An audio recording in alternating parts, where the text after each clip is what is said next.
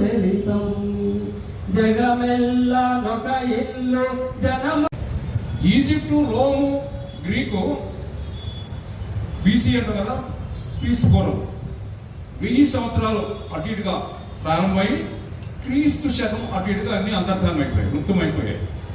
కానీ 2 నాగరికతలు కొనసాగుతున్నాయని అతను అధ్యయనం తెలియదు. ఒకటి చైనా నాగరికత, రెండోది భారత్ నాగరికత. అయితే చైనా నాగరికత ఎప్పుడు ప్రారంభమైందని అధ్యయనం చేస్తే కేవలం 2000 సంవత్సరాల పూర్వం మాత్రమే ప్రారంభమైంది. కానీ భారత నాగరికత ఎప్పుడు ప్రారంభమైందని తెలుసుకోలేకపోయాడు.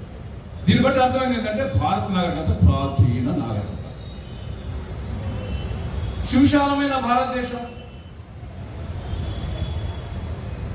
ఉత్తరం యత్ సముద్రస్య హిమాగ్రే చైవ దక్షిణం వర్షం తత్ భారతం నామ భారతి యత్ర సంతతి అని విష్ణు పురాణం చెప్పింది. అంటే దీని అర్థం ఏంటంటే సముద్రానికి ఉత్తర భాగం, హిమాలయాలకు దక్షిణ భాగం, ఈ భూభాగం అంతా కూడా భారతదేశం.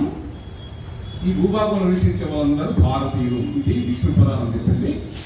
దీని యొక్క విస్తీర్ణం ఎంతంటే 72 లక్షల చదరపు కిలోమీటర్లు.